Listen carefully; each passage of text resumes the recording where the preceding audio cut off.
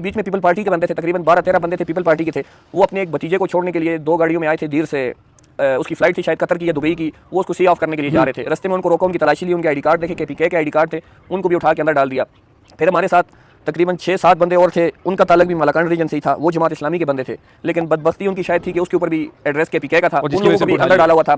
फिर 4-5 हमारे साथ मजदूर थे, दिहाड़ीदार मजदूर थे, इधर मानसरा के थे, ये कमालबान जगह का नाम है, कमालबान के थे, बालाकोट में आता है, उधर के थे। वो बेचारे टेक्सला में मेहनत मजदूरी करते थे, कोई ये शटरिंग वगैरह का, इस तरह कारपेंटर वगैरह लोग थे। उन लोगों को रात को उनके फ्लैट से उठाया गया, उनके आईडी कार्ड चेक किए गए, उनके साथ ही उनके अपार्टमेंट्स में रहते थे पंजाब वाले, पंजाब वालों का आईडी कार्ड दे के उनको छोड़ दिया था, KPK वालों को उठा के ले आए थे। तो ये लोग भी हमारे साथ थे।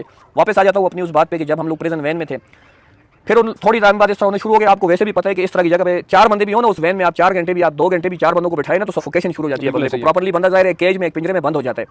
तो वो 53 बंदा हम लोग उस टाइम पे किस सिचुएशन में थे। कुछ लोग रो रहे थे, कुछ बच्चे रो रहे थे, कुछ चीखें मार रहे थे, कुछ बुजुर्ग थे बेचारे, सफ़ेद उनकी रेशे थे, सफ़ेद उनकी दाढ़ी थी, किडनीज के मरीज़ थे, जिनको मतलब पेशाब आया हुआ था और वो पेशाब कर नहीं पा रहे थे, जगह नहीं थी। फिर काफ़ी टाइम इस तरह गुजरता गया। मैं आपको एक बात बता दूं सोनू भाई के, विराट भाई, अंदर ही लोग जो है बेहोश हो रहे थे, अंदर ही बेहोश हो रहे थे और खुद ही वापस होश में आ रहे थे। अच्छा। हमारे पास कोई ऐसी चीज़ नहीं थी कि हम उनके ऊपर कुछ पानी का छटका मारे या कुछ उनके मुंह में पानी डाले या कुछ इस तरह की चीज़ डालें। कुछ शुगर के पेशेंट्स थे, उनका शुगर लो गया था, उस वजह से वो लोग बेहोश हो गए थे। और यकीन करें अंदर लाशें पड़ी हुई थी, ऊपर नीचे 5-5, 6-6 बंदे उस गाड़ी में पड़े हुए थे। तकरीबन 7-8 घंटे गुजर गए होंगे। उसके बाद एक पुलिस वाला आया, वो कुछ मुझे अच्छा लगा, उसको मैंने कहा यार इनको उतारो। उसने मुझे कहा ज़रा बाहर होके देखो। जब हम लोगों ने बाहर नज़र मारी तो हम लोगों की उस टाइम पे कुछ 4-5 गाड़ियाँ खड़ी थी, प्रिजन वैन जो खड़ी थी, और 150-200 पुलिस वाले थे, 200-300 आपके फौजी जवान खड़े थे, असले के साथ लेस खड़े थे। और वो हम लोगों के ऊपर जो है ना, उन लोगों ने वो सब हमारी उसके ऊपर थे कि हम लोग बहुत बड़े कोई दहशतगर्द आ गए। जिन लोगों का काम बॉर्डर पे था, वो पुलिस लाइन पंजाब में पिंडी में हम लोगों के ऊपर जो है पहरे दे रहे थे कि हम लोग उनसे भाग न जाए। पिंडी तो घर है ना उनका, बिल्कुल पिंडी तो उनका घर है। दूसरा वो लोग हमसे इतने डरे हुए थे कि हम लोग उनको इतना कह रहे थे कि थोड़ा सा एक दरवाजा खोल लो। आपने शायद देखा होगा कि जो प्रिजन वैन होती है इसमें डबल डोर होता है, एक बाहर वो जो सिक्योरिटी वाले होते हैं उनके लिए अंदर होते हैं। हम कहते थे कि यार अंदर वाले दरवाजे को खोल लो, बाहर वाले को बंद रखो, बाहर से थोड़ी हवा है। वो कहते थे हमारा बस चले तो हम लोग तुम लोगों को खुदा की कसम अभी आग लगा ले, इस तरह के उनके अल्फाज थे। फिर एक लड़का कुछ सही लगा मुझे, पुलिस वाला, उसको मैंने आवाज़ की, मैंने कहा यार तुम खुद भी, तुम्हारे खुद भी बाप होगा, दादा होगा, ये बुजुर्ग बंदा है, इसको वॉशरूम करा दो, ये बेचारा रो रहा है अभी। क्योंकि जाहिर है आपको खुद पता है इस तरह की सिचुएशन, आप लोग अगर अपने ऊपर रख के सोचे तो आप इस चीज़ को समझ सकते हैं। उसने फिर इतनी मेहरबानी की कि उसने एक बोतल दे दी खाली कि इसके अंदर आप लोग वो करो पेशाब। अब 53 बंदे उस गाड़ी में, हम लोग बैठ नहीं सकते, खड़े हुए, उधर पेशाब बंदा उसमें किस तरह कर सकते हैं, और बोतल में तो पेशाब आता नहीं है, मुझे तो कभी भी ना आए। उस बुजुर्ग को मैंने उसकी मिन्नतें करके उस दरवाजे को खुलवा के उस बुजुर्ग की खातिर, उस बुजुर्ग ने खैर किसी तरह जिस तरह भी किया, उस बोतल में उन्होंने थोड़ा सा पेशाब उनका हुआ, वो थोड़े रिलैक्स हुए, आए और आते साथ ही वो बेहोश हो गए। बस आते साथ ही वो किस वजह से बेहोश हुए, वो बेहोश हो गए। मैंने उसको बोला कि थोड़ा सा पानी दे दो यार इनको, दे दूँ, ये बेहोश हो गए। दूसरा पुलिस वाला है, उसने वो पेशाब वाली बोतल उठा के हमारे ऊपर इस तरह फेंकी है, वो पेशाब वाला सारा हमारे ऊपर इस तरह फेंके कि ये पिलाओ इसको, तुम लोगों का ये इलाज है, तुम लोग ये डिजर्व करते हो। फिर लोगों को मैंने कहा कि इधर कुछ फ़ायदा नहीं है, आप लोग सब कलमे पढ़ लो, क्योंकि टू बी वेरी ऑनेस्ट मैं आपको बताऊं उस टाइम सिचुएशन इस तरह की आ गई थी कि हम लोगों ने खुद भी कलमे पढ़ लिए थे, हमें मौतें नजर आने लगी थी। लोगों के हालात इस तरह के हो गए थे कि लोग अभी मर जाएंगे, अब बचते नहीं है। बस अल्लाह की ज़ात थी और दूसरी अल्लाह के हाथ इख्तियार में ज़िंदगी भी मौत में जब तक हो ना हो। रात को हम लोग पहुँच के अटक जेल, जब हम लोग पहुँचे करीब रात के 10-11 बज रहे होंगे, 10-11 बज रहे थे, हम लोग पहुँच के। सुबह से आप लोग अगर देखें तो कम से कम हम लोगों के 16 घंटे उस गाड़ी में बंद हो गए थे। किसी ने एक कदम भी गाड़ी से नीचे नहीं उतारा है, किसी बंदे ने भी, किसी कैदी ने भी एक घूंट पानी का नहीं पिए, बिल्कुल भी नहीं पिए। जब अटक जेल में पहुंचे तो हमारे जो डॉक्यूमेंट्स वगैरह थे, रोबकार वगैरह, उन्होंने अटक जेल वालों को दी। तो मुझे उधर भी इमरान खान की बात याद आ गई कि एक तो ये लोग पढ़े लिखे नहीं और दूसरा ज़्यादा कोशिश भी नहीं करते हैं। तो उन रोबकारों में कोई इशू था या उनकी फ़ोटोकॉपीज़ नहीं हुई थी या क्लेरिकल मिस्टेक्स थी या डॉक्यूमेंट्स में कुछ रोला था, उन लोगों ने हम लोगों को लेने से इनकार कर दिया। फिर वो पूरी रात हम लोग जेल के बाहर बैठे रहे, पूरी रात उसी गाड़ी में हम लोग पड़े रहे। लोग ज़्यादातर 80% लोग बेहोश हो गए थे और हम एक एक की सांसें इस तरह चेक कर रहे थे। हम 4-5 लोग उस टाइम, अल्हम्दुलिल्लाह कि हम लोगों को इतना था। दूसरा मैं आपको बताता चलूँ, वक्फे से 2 घंटे बाद, 3 घंटे बाद कोई ना कोई पुलिस वाला आता था, वो दरवाजे में खड़ो के हम लोग कहता था हाँ वो पठानो क्या हालात है, दोबारा आओगे कि नहीं आओगे। तो हम आगे से सिर्फ उसको इतना ही कहते थे कि अल्हम्दुलिल्लाह, हम उनको कहते थे कि अल्हम्दुलिल्लाह। तो इस चीज़ पे जो है हम लोगों को भी हौसला मिलता था और उनकी तरफ से जो है वो गाली गलोच में भी जो है फ़र्क आ जाता था, थोड़ा सा उनकी गालियाँ भी कम हो जाती थी, क्योंकि अल्लाह के नाम के आगे तो फिर वो बोल नहीं सकते थे। तो फिर तकरीबन सुबह हो गई, सुबह हुई है जिस टाइम, तो सुबह उन्होंने हमें कोई दो बॉटल्स पानी की दी।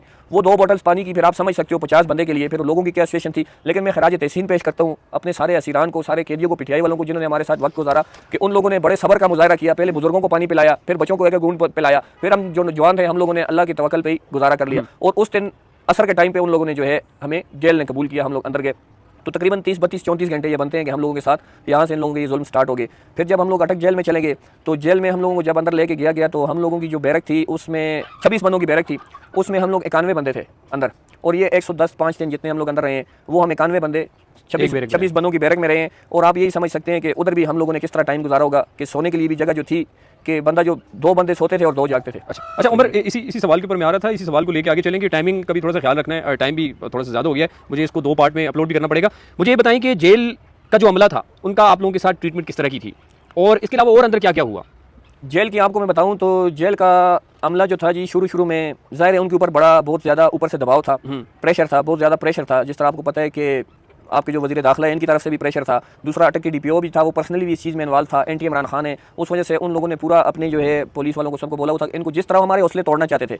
तो आपको पता है अल्हम्दुलिल्लाह हम ऊंचे ऊंचे पहाड़ों के ताल्लुक रखने वाले लोग हैं, ऊंचे ऊंचे पहाड़ों में हमारी पैदाइशें हुई हैं, तो अल्लाह ने हमारे हौसले भी जो है ना वो उन पहाड़ों जैसे रखे हैं जिनको तोड़ने में वो बिल्कुल नाकाम रहे। शुरू में हम लोगों से वो उखड़े लेजे में बात करते थे, हम लोगों को मतलब इस तरह वो करते थे, ट्रीट करते थे। लेकिन जिस तरह द पैसेज ऑफ टाइम उन लोगों ने देखा है कि भाई इन लोगों के तो हौसले टूटने वाले नहीं है, तो हम लोग उनको कहते थे ये बात कि हम लोग 200 दफ़ा में इमरान खान दोबारा बुलाएगा, हम लोग 400 दफ़ा दोबारा आएंगे। अच्छा। इंशाल्लाह जो कुछ होगा वो देखी जाएगी। और हम लोग तो अपनी जान लुटाने के लिए आए हैं। मैंने कहा आप लोग तो अपनी जान जीते हो, आप जी के गुजारे, और हम लोग तो लुटाने के लिए आए अपनी जान। तो इस चीज़ के लिए, हमारी चीज़ के लिए रेडी थे। तो फिर बेसिकली मैं आपको बताऊं तो आपकी 80 से 90% जो पंजाब पुलिस है, जो भी बंदे हैं फोर्सेज में भी हैं, जिस तरह भी है, वो इमरान खान को मानते हैं और दिलो जान से इमरान खान को मानते हैं। और इस बात का अंदाजा में इस वजह से भी हुआ कि जिस तरह महीना 2 हमारे गुजर गए, फिर जेल के अमलों के साथ हमारी अच्छी सलाम दो होगी, अंडरस्टैंडिंग होगी। फिर उनसे हम लोग पूछते थे, इमरान खान के बारे में भी पूछते थे। हम कहते थे देखो यार, हम इतने अरसे से अंदर कैद पड़े हैं, हमारे छोटे छोटे पीछे बच्चे हैं, हमारे पीछे घर वाले हैं। बाद लोग तो ज़्यादातर लोग ऐसे थे कि वो खुद अपने घर के ब्रेड मेकर थे, उनके बगैर उनके घर का सिलसिला नहीं चल सकता था, किरायों के मकान थे, और ये सारी सिचुएशंस को एक कॉमन मैन इस चीज़ को समझ सकता है।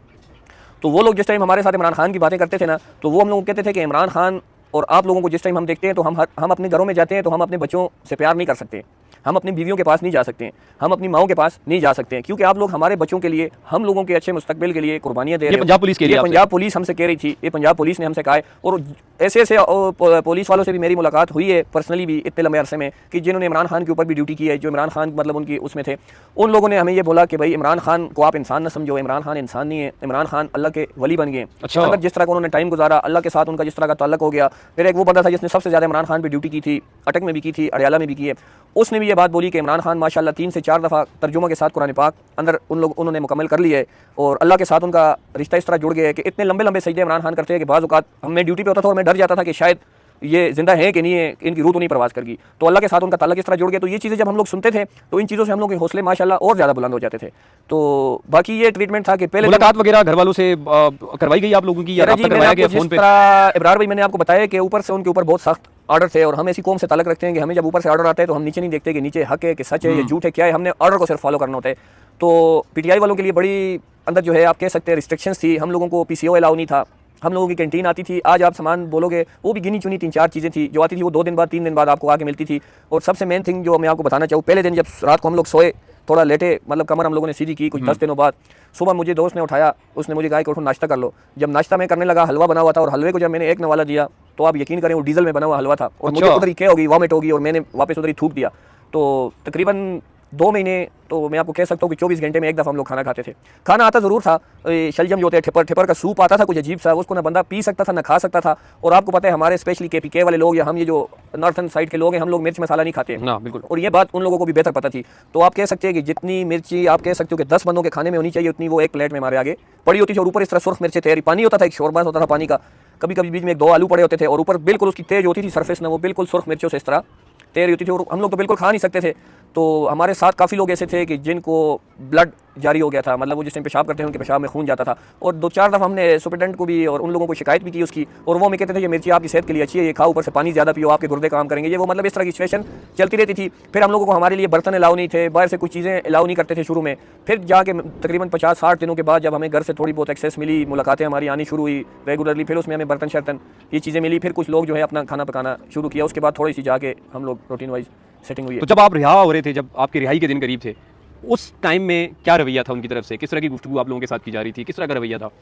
रवैया इस तरह था कि इब्रार भाई मैं आपको बताऊं कि हम लोगों को तो रिहाई का पता ही नहीं था ना, जिस टाइम में रिहा हुआ उस टाइम भी हम लोगों को नहीं पता था, क्योंकि मैंने आपको बताया अभी भी हमारे साथ के 150 बंदा तकरीबन लगभग। अच्छा, मैं आपसे एक चीज़ पूछना भूल गया कि आप लोगों के ऊपर दफात कौन कौन सी लगाई थी इन्होंने? हमारे ऊपर इस तरह की दफात लगाई थी कि हमारे कज़न है अभी लायर है, वो हमारी मुलाकात को एक दफ़ा आ गए, तो उनको मैंने बोला कि आप लोगों को हम अच्छे वकील बनाएंगे। मैंने कहा ये जो दफात हमारे ऊपर लगी है, ये दफात तरह मुझे बताओ ये कौन कौन सी हैं, क्योंकि हम लोग तो इन चीज़ों से बिल्कुल अननोन, हम लोगों को इन चीज़ों के बारे में पता ही नहीं था, अनअवेयर थे।